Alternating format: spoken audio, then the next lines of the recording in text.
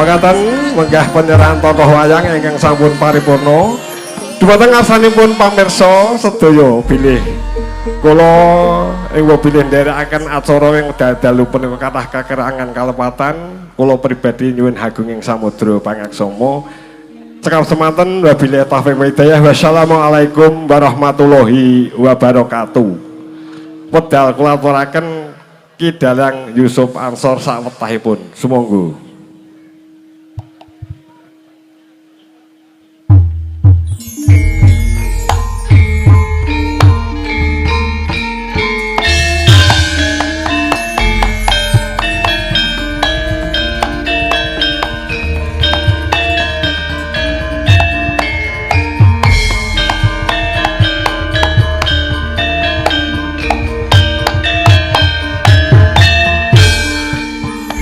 Ya Allah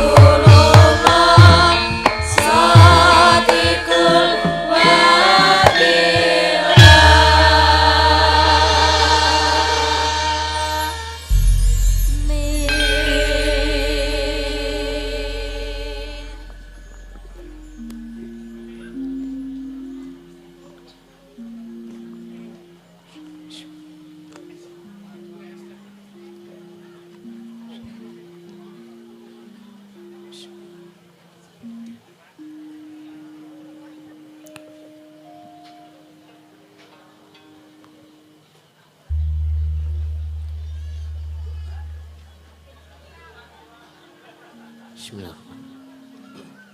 Allahumma sholli ala sayyidina Muhammad. Bismillah.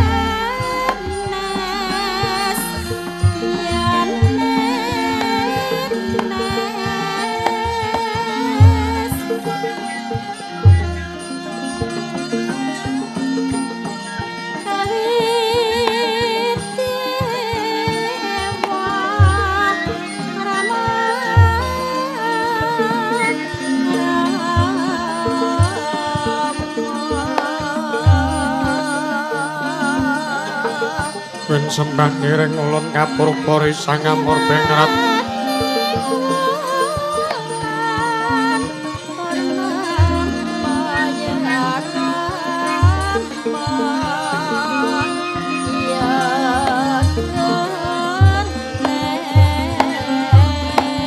meringsahan meringkanan siang tasek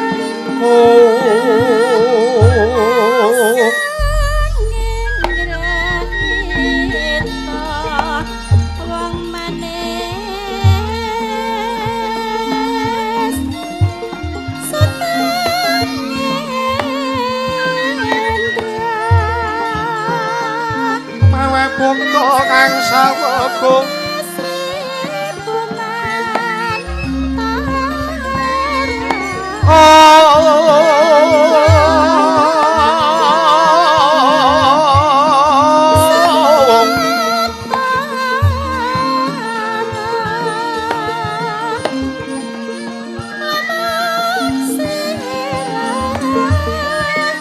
Masiring telahan Yewang kanan mamuju ing wang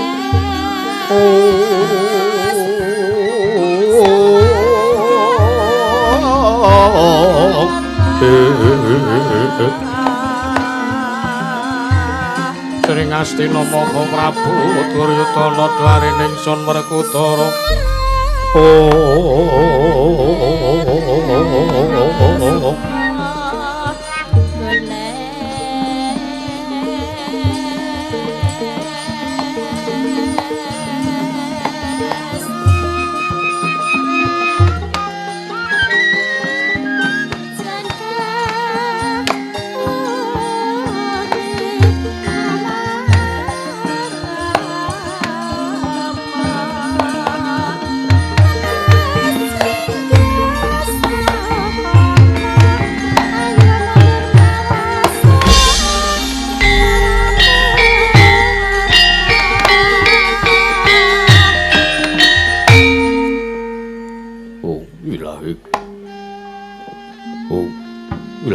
Mastu Purama Sidhem awit namasku silap mrimbang jagat karana sirang tundu kawisisaning bisana sono sinamung langning lopes tumaksih ngestantun lambai kudu sinandur tutur katulut-tulat kula Raden Paradya winasita ngupama prameng Niskara karatadya tumiyang jaman purwa mangya tekap wasananing gebeta tau ngrenggeng pralambang matumpa-tumpa marmo manggung sampun wengkota sikebyar dumadining wayang purwa purwakaning kandha narik puntuting basa tumepun ngumusi rasa yen narasaya karaos mulajari urang rasa wani wuruhing diri rasa rumangsa angrumangsani lir jalma mila kaca jarwe wis aku njak carita becik wis gemelar jroning pagelaran ya kijatine amriksani pagelaran ringgen purwa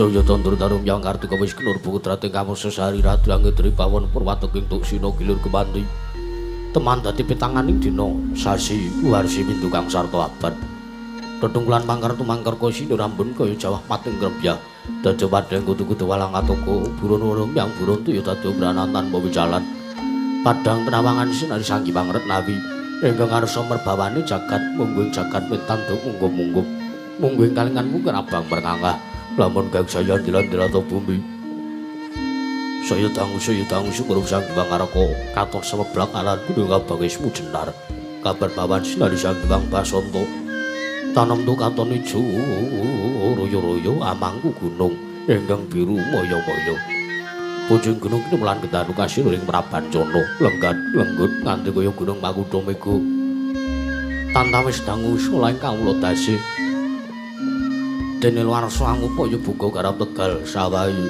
anglo silo tanah dadi sambi sendunan sindenan pikul karul gundi anggiring raja kayane sawene ana pirembagan sumur wangi sang Hyang Arka saya dangu saya inggil wis katon melok sinari jagat nggih papat lor kidul wetan kulon sinari jagat kang sami rebut yata rebut ijo rebut kekuwung parandene datan wonten ingkang ngamadani kekuwung ing praja negari Ngastina Ya praja negaring Gajahaya, ya Limpan Benawi, ya praja negaring Guru Janggala. Niki kali 100 kali 1000 jangkep tenaga krana negaring asra dumadi saking pulo-pulo bebanjaran. Sinasapan kaya Benawi nambyong bak samudra binang langut kang tanpa pakut. Pegating paningal kapantok uruting Cakrawala, wane-wane cakring wemisik. Sawane kineping jurang corong kinepung gua serung. Kinarya suswing peksi lawet lan sarang gunung. Gunung-gunung bebanjengan nangrangsang langit lenggak-lenggok lambai tin mijil toyane. Saking sendang-sendang wening tirtane. Iline pinara-para pelamit nampi paduk binentung-bentung. Kinarya ngelini sawah yang pategalaning nara kesemu.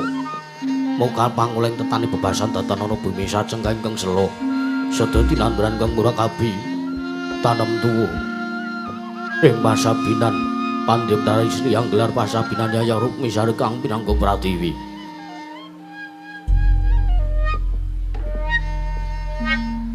Pategalan renggo pulwijeng kang ngrembuyu ngudungane ambek kowe nganti kaya manglung-manglung pitane.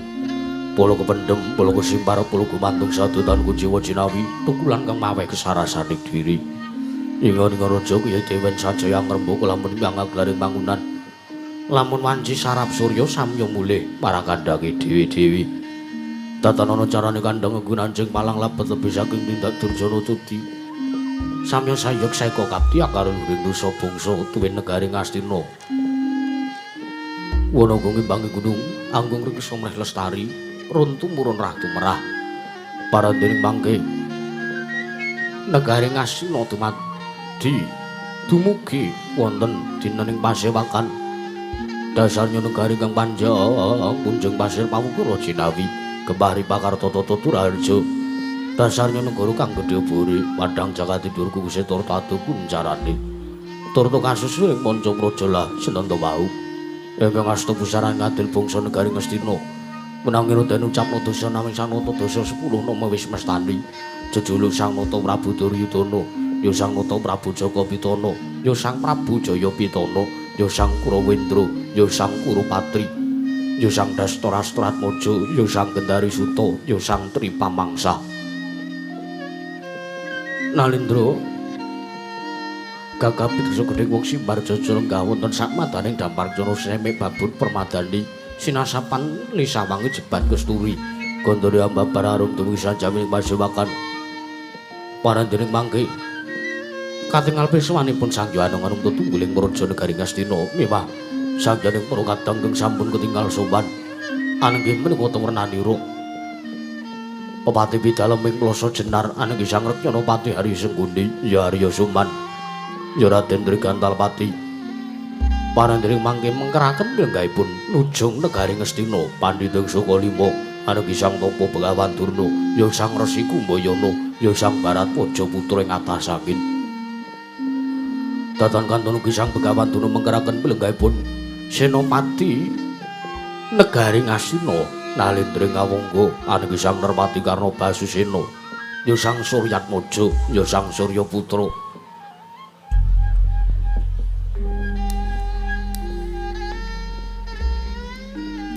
Parandening mangke datan kantun ugi piswanipun Kadang Nata Satring Tirta Tinalang anggih Sang Raden Kartamarma.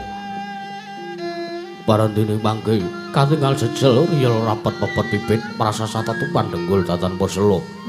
Label sakadang para seba para nayaka ing jayam mludak gendera runtik mbul-umbul keterangan tandu. Yayam monting mangsa labu payung mekar mendut jamur bareng mangsa rendeng tumbang ngarep jati ngarep mangsa katiga. Parandening ketingal didem jinem madaning pasewakan negari Ngastina nadher kudungan datan nggeng obah sampira datan mampah kapiyarsa mung swaraning pratungga mewah pangling maranggono ugi sampun kapungel. Parandening mangke arsa mendaring sabda Sang Prabu Duryudana sigra ngangsrek sangya para kawula. Temah kawedaring lisan Sang Prabu Duryudana musdar sabda ngersanipun para kawula miwah para nayaka Punggawa.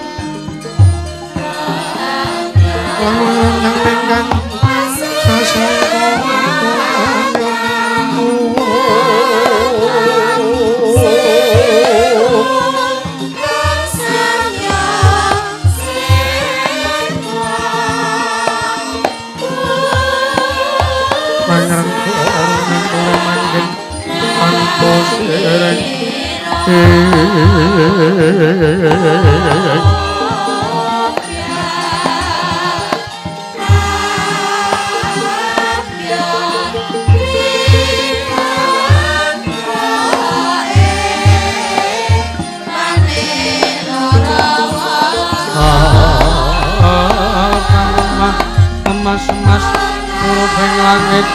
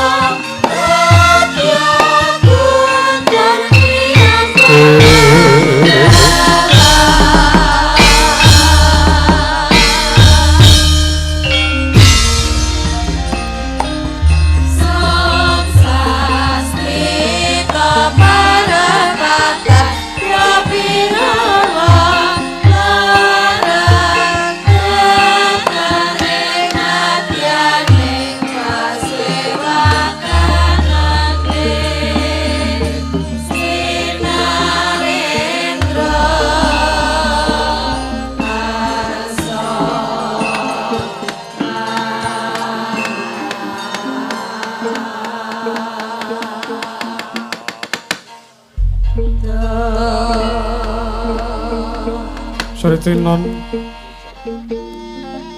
ning pasewakan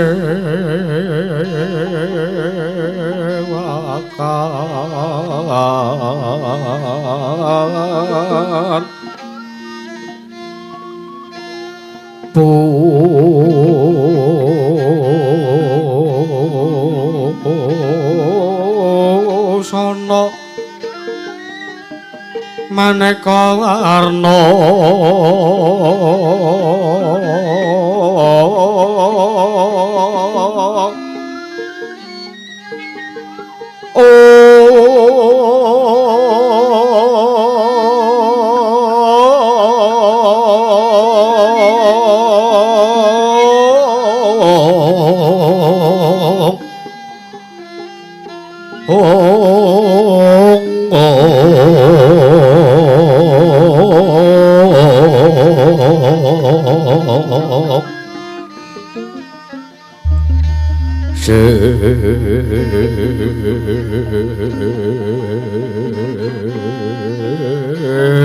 Pak Puspiteng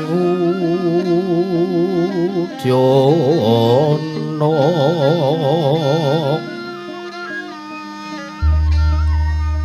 yang banjrah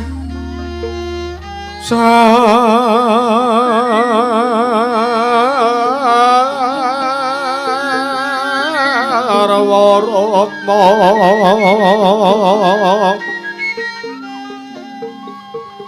renggeng manik nara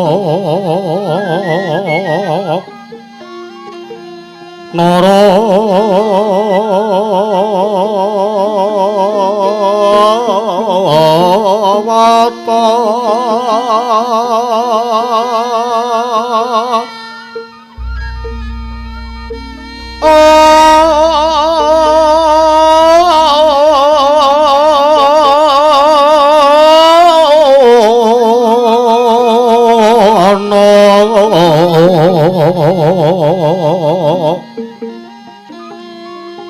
Obro praptanya kang sumerap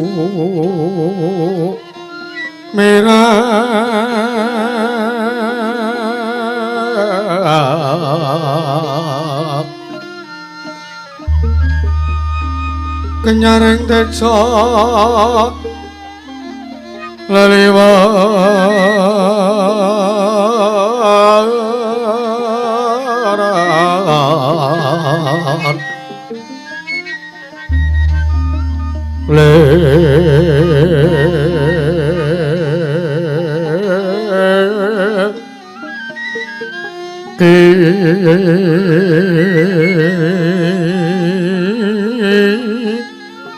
laji sireng adit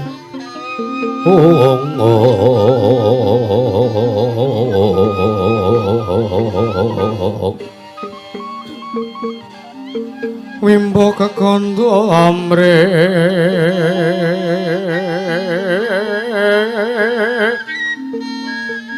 mi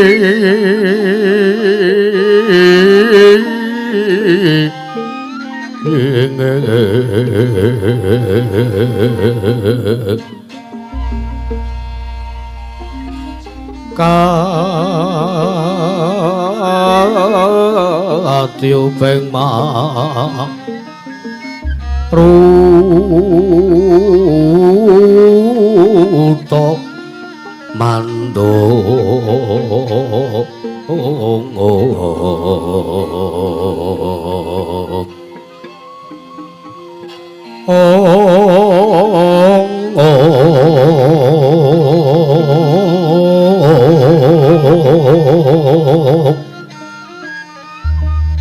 saparan mangambar kongas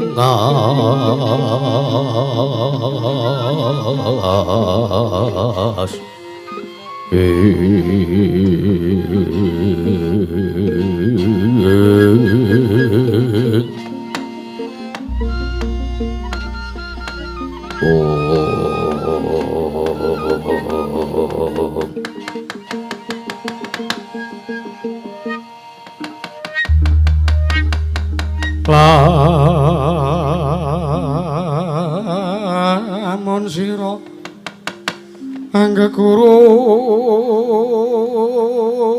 kaki pamilya manungsa kalang nyata enggang becik maratap ate sarta kawruhing hukum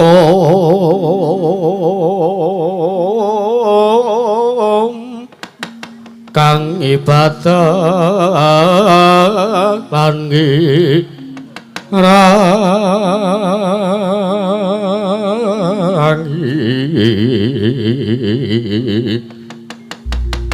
saka oleh wong topo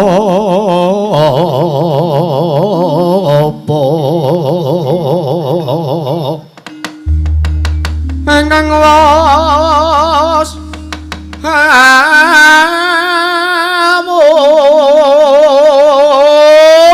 mungkul tan mikir pawehing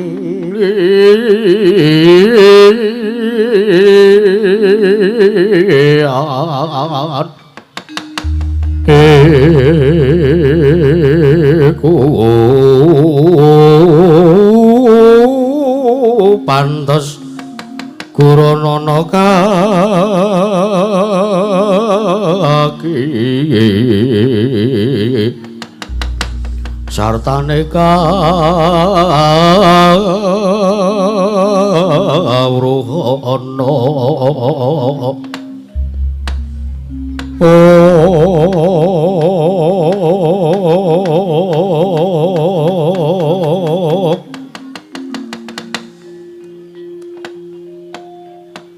Diwangsuk mono mangadili nuwi ono sasmentaning sejagat wasaning Bathara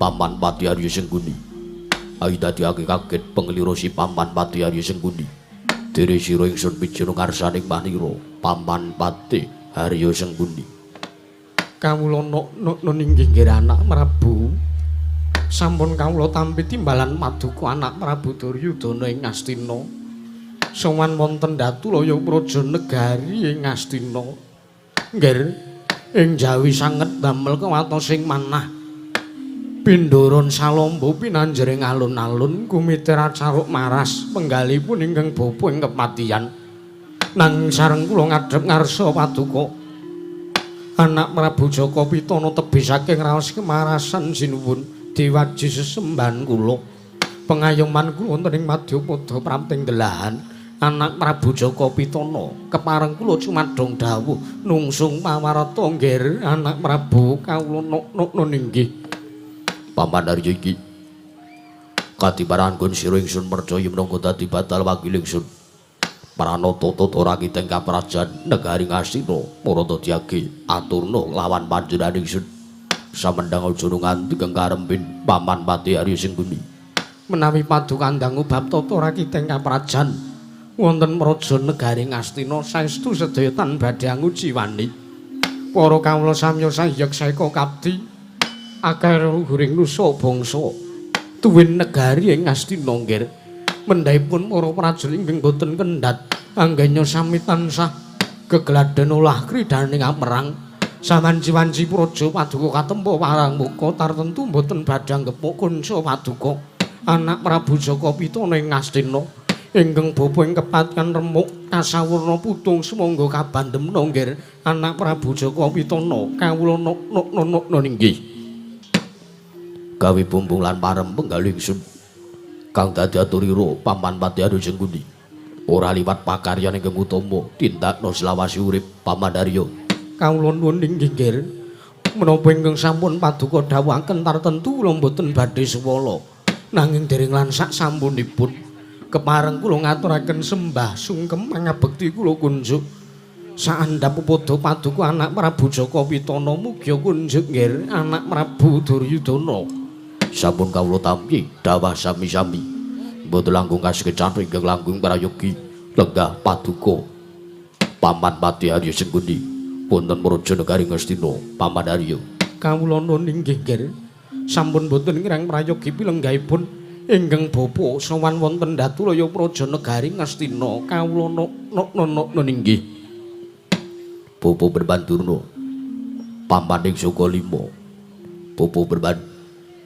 sarawuh paduka ingkang putra Duryudana ing Ngastina ngaturaken pudya pangasta mugi kunjuk bapa Berbandurna oh asta kuswala sila pratapa sumarante gamanaga kula keprikantil pututing selikur kawula nuwun inggih anak Prabu sakalangkung paduka amiji dhumateng piswanipun ingkang bapa ing saka 5 dinten sakmenika wonten praja Datulaya negari Ngastina damel bombong pegalipun ingkang bapa bombong kang tanpa upami bebasan kejugrukan Bukir Sari kelemaning Samudra Madu teka dinten sakmenika Datulaya praja negari Ngastina sedinten menika ngawontenaken pasewakan kaping kalih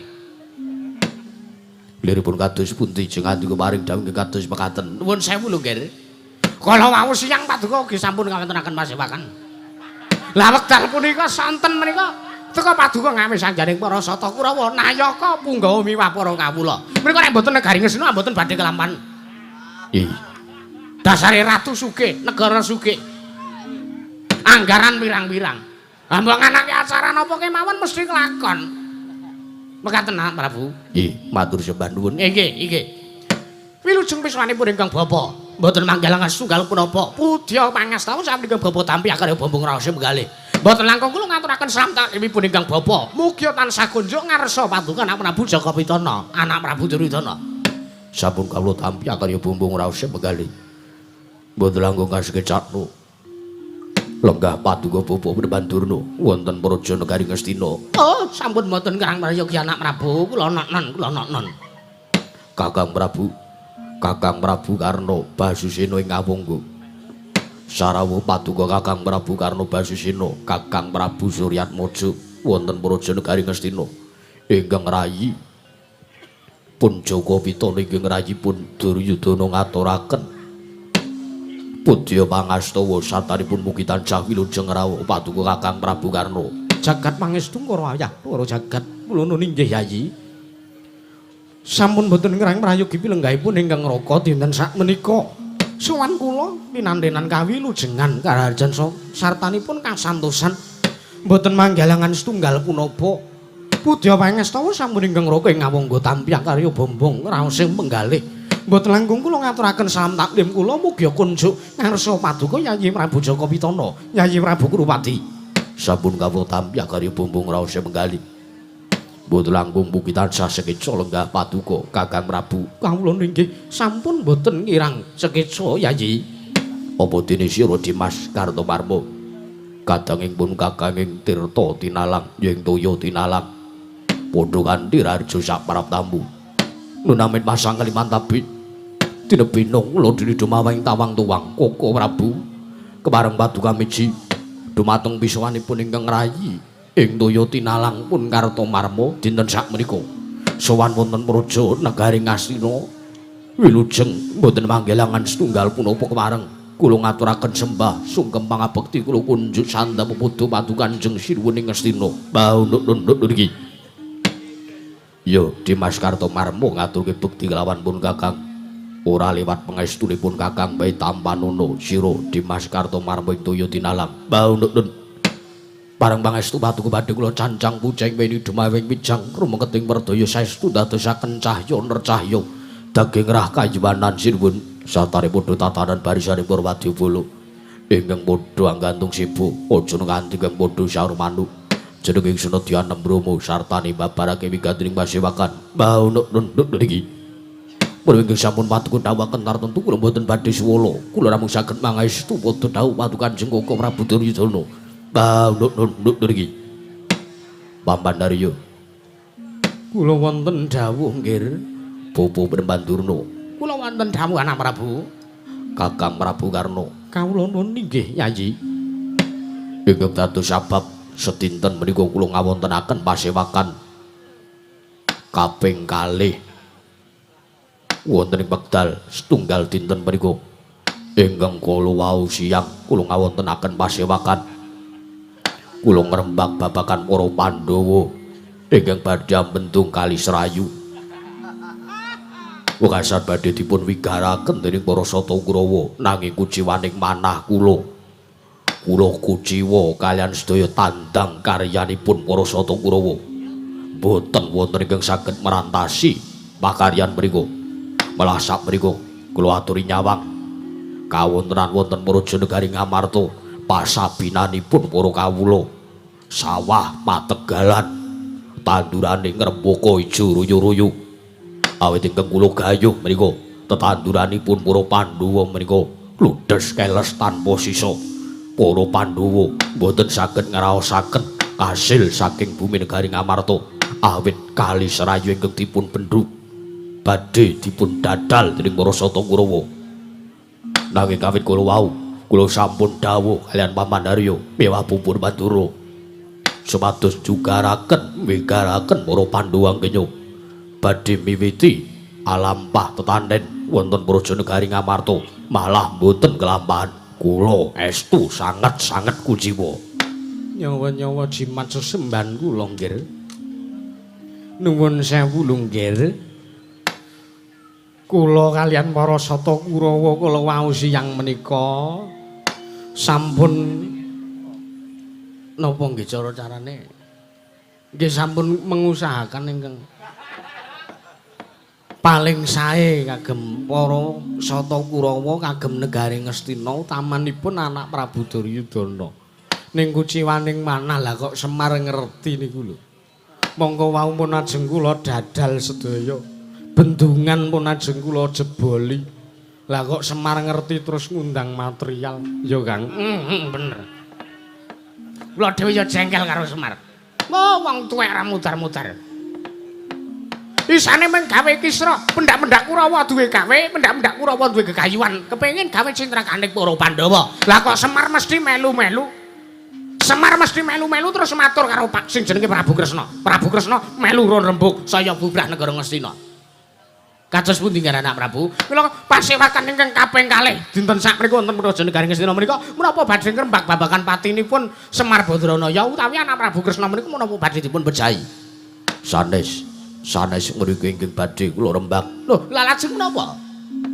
Tigang Candra menika sejatosipun manah kula sampun boten jenjem. Tigang Candra menika sampun wonten rikalenggan sapunika manah kula mboten saged tentrem awit kula menggalih kawontenanipun para Sata Kurawa miwah para kawula negari Ngastina ingkang mapan wonten sukuning ngarga Kailasa. Lho, wonten menapa? dumateng kawontenanipun para Sata Kurawa.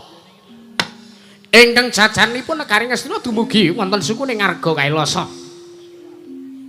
Inggih wonten menapa nggih wonten kawontenan menapa kula kok nembe mangertosi pawartos menika jernyatanipun kala wau siang paduka mboten paring dawuh babagan cariyos menika. Paman Daryo wonten paring dawuh kula menika bingung sartanipun kula menika kuwatos awit wonten ing arenging Arga Kailasa menika wonten pandhita ingkang babar kaweruh mudal piwulang wonten ing pertapan ing Arga Kailasa paparapipun Begawan Bima Suci menika medhar sabda kathah sangjaring para cantrik manguyu jejonggo ingkang samya suwita ngersanipun Begawan Bima Suci ing sakmangke kula menika kuwatos menawi ngantos para kawula negari Ngastina menika ing sakmangke kapenggalih utawi kapikut dumateng watak angkara saking Begawan Bima Suci ingkang badhe ngrebat panguwaos saking putra Punduridana. Kula saking menika ingkang badhe kula rembak menika sayekti namung badhe ngrembak babagan perkawis menika inggih Begawan Bima Suci ingkang damel risak kawontenan praja negari Ngastina ing sakmangke Paman Daryo Bapa Durna mewah Kakang Prabu Karna lan sedaya kemawon anjering Kang Puspita rum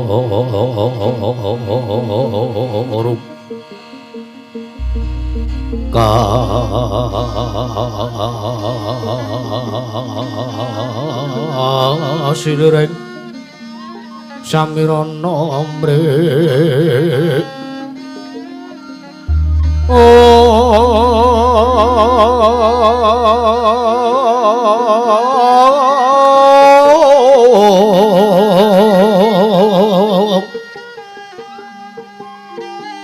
sekar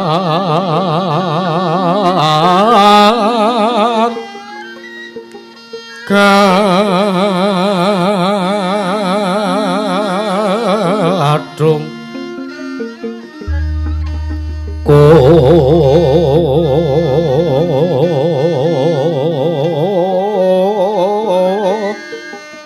ngas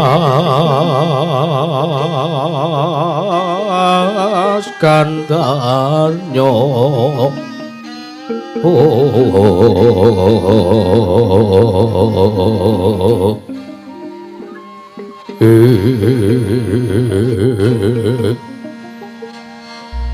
mameraras retnaning driya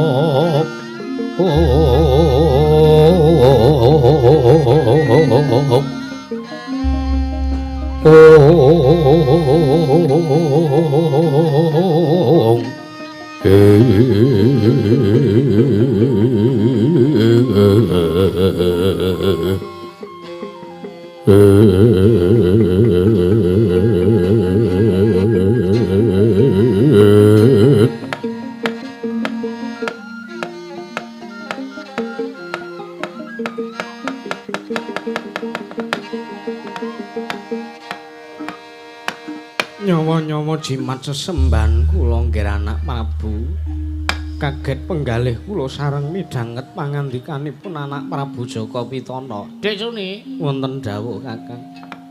Seneke teka Dek Suni. Nggih.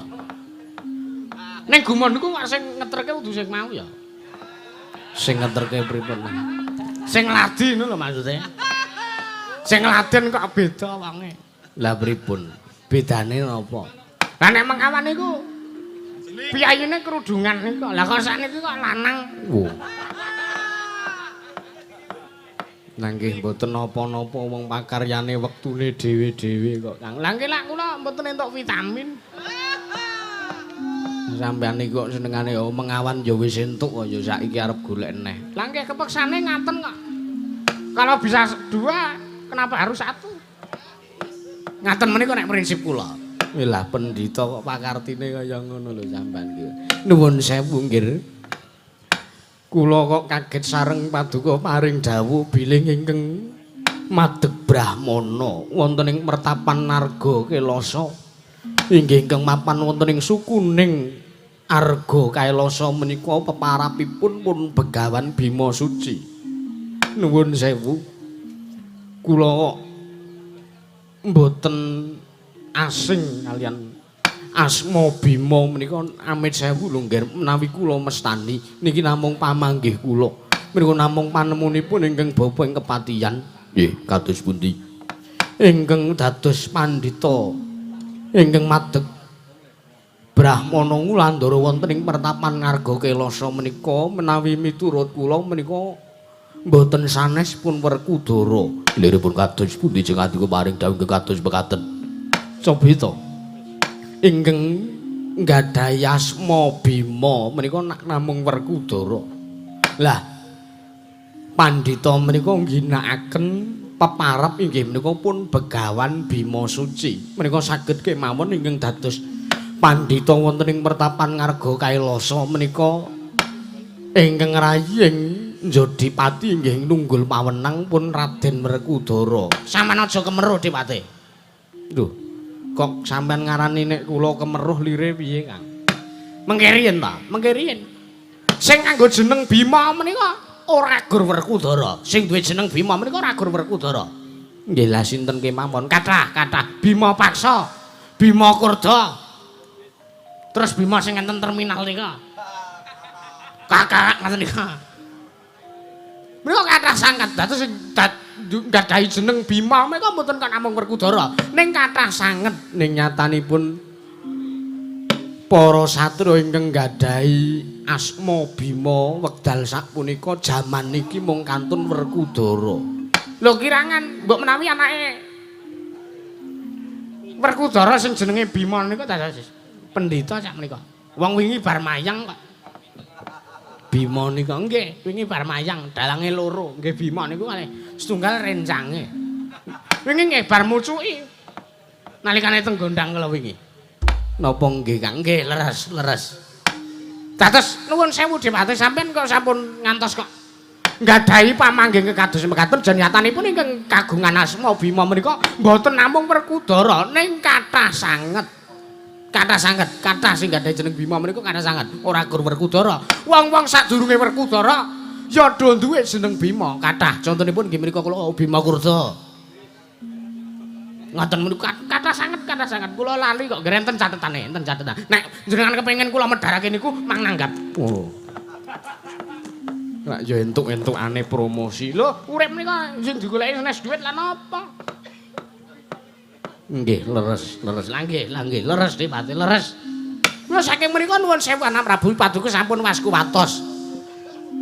Ingkang samangke badhe murungaken migaraken Begawan Bima Suci anggenipun lampah madeg Brahmana wonten ing pertapan Ngarga Kelasa menika kula ingkang sagah mbubaraken pertapan Ngarga Kelasa menika. Awit kula nuwun sewu lho menika.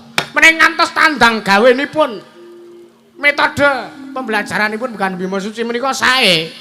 Wekasan kathah para cantri pangwijangga, kathah para siswa ingkang suwita ngersanipun Begawan Bima Suci, tartentu siswa kula ing saka lima menika tartentu ugi badhe kelong awit suwita ngersanipun Begawan Bima Suci. Mila kula menika ugi kaget sareng wonten pandhita ingkang madeg Brahmana wonten ing pertapan Ngarga Kelasa.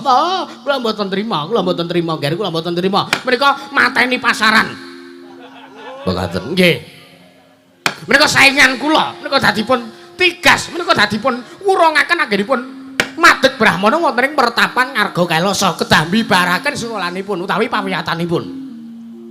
Ning nuwun sewu Anak Prabu, menika kula namung ngigohaken menika kula namung nggadahi guh pamrayogi. Nggih, paman Arya kados pundi? Menawi ngantos ing sakmangke menika ingkang madeg pandhita wonten ing pertapan Ngarga Kelasa menika estupun Werkudara. Menawi ing sakmangke wonten mriki wonten piyai sing wirang. Wirang liripun kados pundi? Ana murid kok disaingi karo gurune. Ana murid kok karo gurune ora iso wawuh. Ana murid kok karo gurune malah dipateni. Ana murid kok karo gurune malah duweni tumindak sing ora prayoga salin sloga lan sapiturutipun menika ing sakmangke wonten ingkang kewirangan. Lah sampun kula niki pun kewirangan. Kok kewirangan piye to Kakang? Kula nggih percaya niku Werkudara, kula percaya niku mesti Werkudara. Jenenge Bima Suci. Bima Suci. Bima menika pun mestani, suci menika bersih dari hadas dan najis. Apa mesti? Nggih, suci menika lahir batine. Nuwun sewu, Werkudara menika ingkang nggadahi watak ateteken ati suci pepayung budi rahayu. Senajan to Werkudara menika satru ingkang delogak-delogok. Unak-unuk ngalor kidul, ora isa basa, ora isa tata krama. Wah, ning menika pambeganipun suci lahir batosipun. Nadyan to ketok ing jabane serem, tatone kebak sak awak. Nek omongan nganti lek ngoten niku. Sing ngomong sapa wong suarane Werkudara kuwi gedene ra jamak-jamak. Ha ning kadang kala nggih ngoten kok. Kadang kala gedhe, kadang kala cilik kok. Wah, senengane kok kaya ngono ora. Menika kula mesthekaken mriku ugi Werkudara. Ning nuwun sewu kok sampeyan kok nyebut kula kewirangan mriku liripun kados pundi? Mergi ngaten. Duk rikala Werkudara badhe dipun loropaken dening anak Prabu Duryudana. Menika ingkang dawuh kalian Werkudara nggih pun Bratasena supados madosi ngudi budidaya wonten pundi dunungipun ngilmu kasampurnan menika paduka Kakang Penemban Durna. Lah mongko adat saben Werkudara niku nek diloropke contonipun lho menika Kakang. Nalikanipun Werkudara dipun dawuhi supados pados inggih menika banyu suci Perwitasari ing ancas Werkudara menika badhe dipun loropaken wonten ing samudra dipun pangan iwak-iwak gedhe wonten ing samudra. Nggih, ning nyatanipun Werkudara malah kasil pikantuk wujuding toya suci Perwitasari. Loh. Ha ya, nggih. Mula saking menika sampun jengandika menika mboten sah kathah gunem ingkang tanpa guna menika jengandika mangke badhe kewirangan Kakang Durna.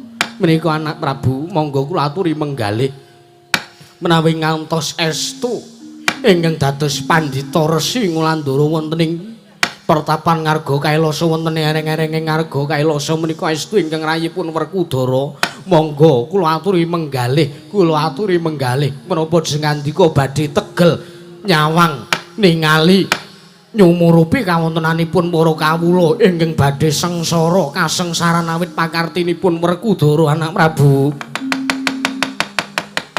Jaja muntap lir kinentap duka yayasinepe netra kocak ngondara kandir hidup nyomang olon cakrawardhani rombaranang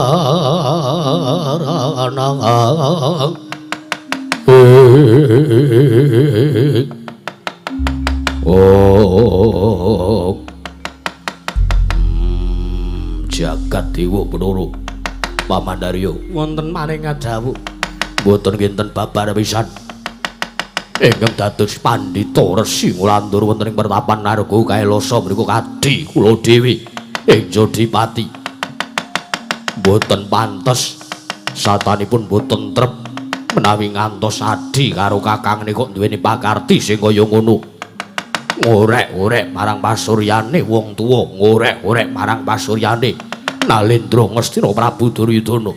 Paman sampun ngantos dipun damel macak ing sakmangke kula piyambak ingkang badhe mungkasi anggenipun Begawan Bima Suci medhar sabda medhar biwulang wonten pertapan ngarga Kailasa rawe-rawe rantas malang-malang putung.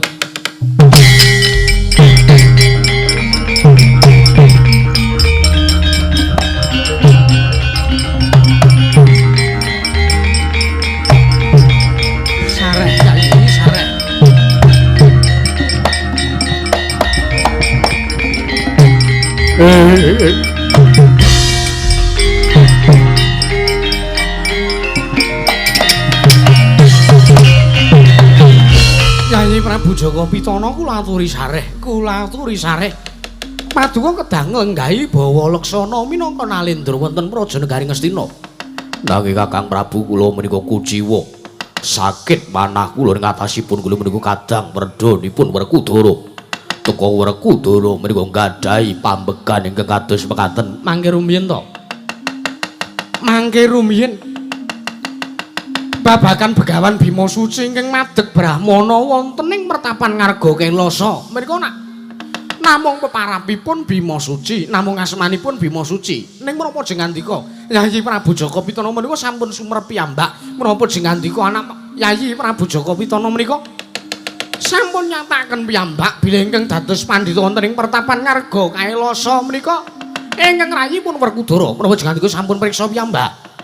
Kula saking mriku badhe kula dadhaki kadigdayanipun Begawan Bima Suci tandhing kalian Prabu Duryudana. Mangke riyin, mangke riyin.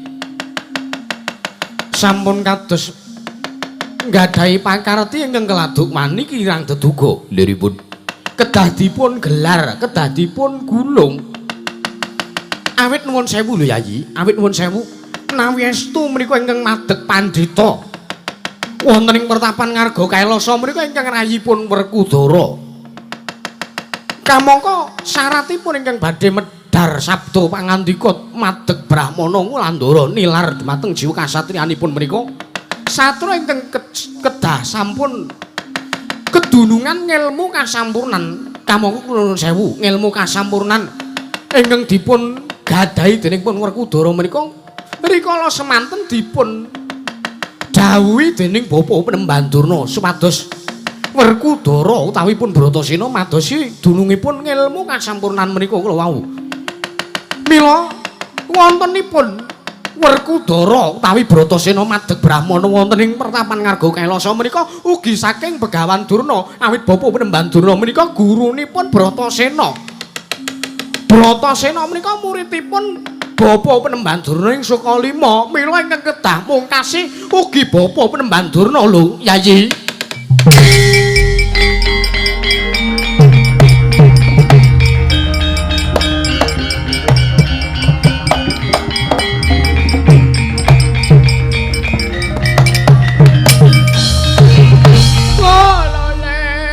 Kuswala sila bertapa sumaranti Allah nuwun sewu lho anak Prabu Karna. Mengkirian sampun ngantos paduka mriku. Sampun ngantos paduka mriku nglepataken nuding ingkang boten prayogi dhumateng ingkang Bapak ing Sukalima. Kula menika mboten mangertosi babagan sinten Begawan Bima Suci, kula menika mboten tepang, kula menika mboten mangertosi. Pawakane kaya ngapa Bima Suci kuwi sapa? Kula menika babar pisan mboten mangertosi lho nggih. Nuwun sewu Bapak Bandurna. Jengandika paring dawuh kados mekaten menika mboten mangertos menapa pirsa sejatosipun nanging etok-etok ora weruh, etok-etok ora krungu. Wis syukur. Sampeyan ngapa Dipati? Oh, sampeyan seneng nek aku dipaido karo anak Prabu Jaka Pitana, dipaido karo anak Prabu Karna.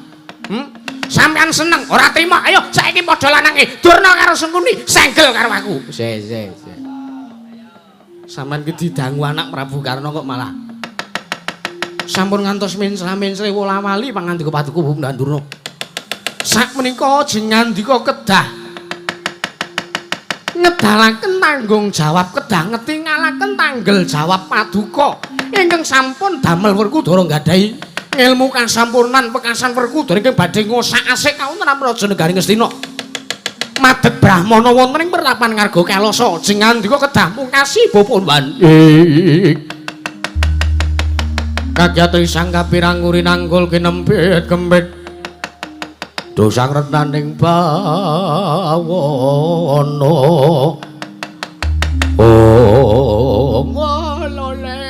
Lole ora sah lole-lole iki ora mung cukup rampung dilole-lole. Kula nyuwun pangapunten anak Prabu. Ah apa? Sapa sing muni kaya pitik? Sapa ke mau? Ora ana sing ngaku, wah titenono kowe, ora tak bayar. Wong amplop wis didumke mau sore kok ngono. Tak saluk. Lho. Iki amplop kosong. Lho. Lah kok amplop kosong? Lho biasane sing dikarepke dalange mengaman ngene iku. Terus gunane nggih napa? Nggo pamer bojone, nggo laporan mbok wedok. Ben iso bersyukur duweni dheweke. Oh, ngaten nggih. Mengaman kangge pun matur dhewe to. Nggih. Bojoku ki ora rada galak, ngoten niku jarene. Lah nek bojone sampean Ora usah takon. Nuwun sewu anak Prabu Jaka Mitra ke anak Prabu Karna. Nggih, mboten napa-napa, mboten dados menapa kula nglenggana kalepatan kula. Maring sakmangke kula nyuwun pamit kula aturi nyawang tandang gawenipun ingkang bapa ing Soka Lima. Kula ingkang badhe mbibaraken pawiyatan wonten ing pertapan Ngarga Kailasa Lungger.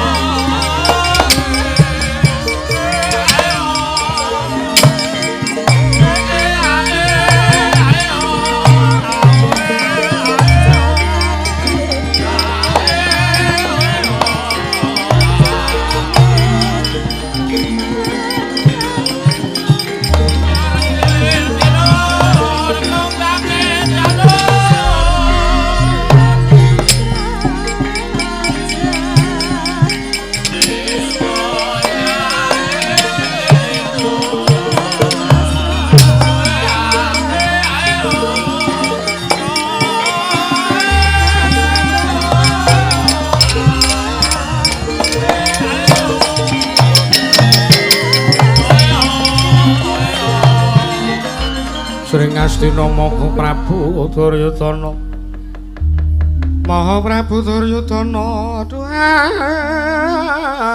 ning Sun Wrakudara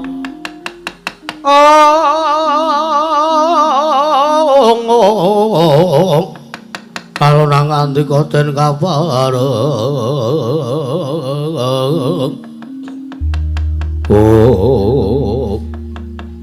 Paman Daryo kula wonten dawuh nggih. kados pundi kawontenan mriku teka menawi ngantos ing sakmangke Pupu Penemban Durna cabaraning damel anggenipun badhe mbibaraken pawiyatan wonten ing Ngarga Kailasa. Sampun paduka sampun wasku mantos. Menawi ngantos ing sakmangke Kakang Penemban Durna menika mboten saged mbibaraken pawiyatan Ngarga Kailasa menika ngaten sejatosipun nggih menika namung kagem nodi sepinten to raosipun raos andarbeninipun Kakang Penemban Durna ngersanipun Parasata Kurawa. Awit kula nuwun sewu menawi kula mestani menika Kakang Durna menika lair ngrungkebi Kurawa ning batin tresna sartane ngayomi kaliyan para Pandhawa.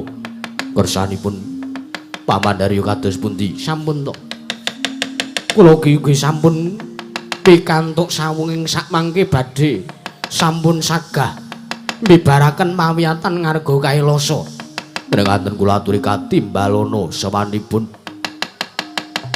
tiyang ingkang badhe dipun dawuhi supados mbibaraken pawiyatan wonten ing Ngarga Kailasa. Inggih nggih kula nyuwun pamit nanging kula suwun paduka sampun kaget menawi ningali sinten to ingkang badhe kula dawuhi supados mbibaraken pertapan Ngarga Kailasa anggenipun Begawan Bima Suci medhar piwulang. Sumangga boten dados menapa. Nggih nyuwun pamit nggih. Atos-atos sampun kados lari-alit Paman Daryo.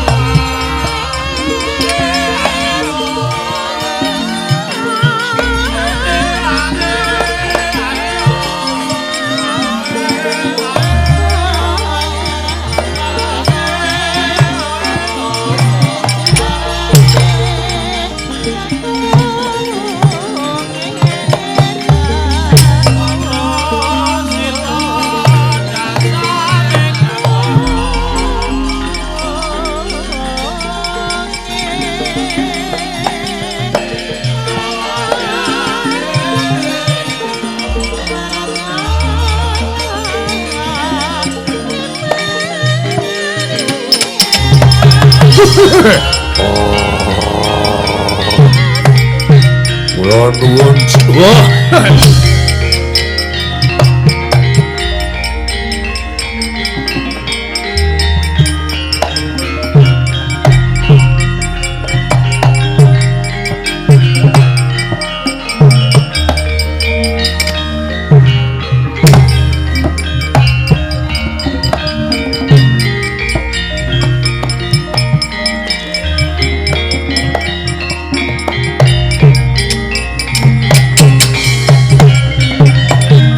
Pandhu tata kate wisaya Indriyaksa sara manuta pawana ana margana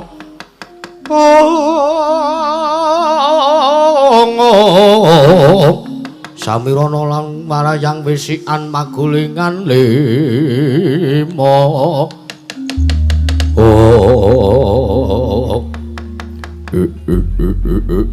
latala Wong Dityan Kala Rudra Maspati Raja Dewaku latala Sinuwun Prabu Duryudana nimbali dhumateng bisawanipun ingkang abdi kepareng raja madhong dawuh sinuwun Pamandarya wonten dawuh tuwa mriku wonten Nalendra Yaksa lha kula sampun matur to nggih sampun ngantos kaget menawi nyumurupi tiyang ingkang badhe sagambibaraken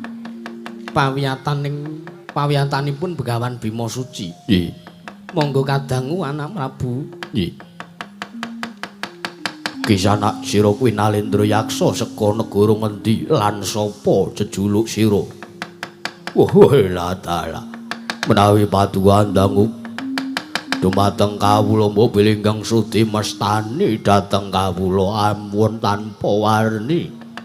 Kula menika wingking saking negaring Guwa Barong kula pun Prabu Karungkala sinuwun. Prabu Karungkala nggih, kula pun Prabu Karungkala. Kula wau kula sampun nampi dawuhipun Rekyana Pati Sengkuni ngendikanipun kula badhe dipun dawuhi supados mibaraken pawiyatan wonten ing ngereng-ngerenging sukuring ngarga kailasa menapa estu menapa mboten.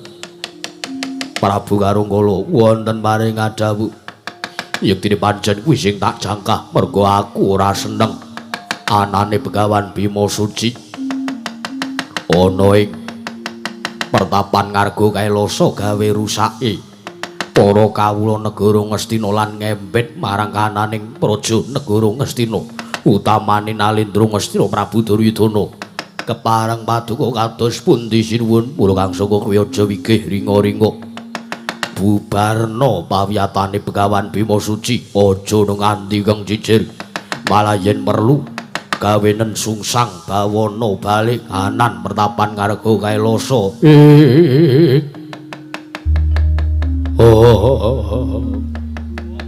lagi ngono ora. Latala. Paduka sampun waskewatos sinuwun. Kula aturi nyawang kredanipun. Ingkang abdi Guwa Barong pun Karungkala menawi sak mangke ngantos kula mboten saged bibaraken pawiyatanipun Begawan Bima Suci. Kula aturi nikas jangkanipun ingkang abdi pun Prabu Karungkala sinuwun. Wis dadi aturmu Murata mangkato dina iki. Nyuwun pamit madal wasilan. Ati-ati aja kaya bocah cilik. Prabu Karungkala.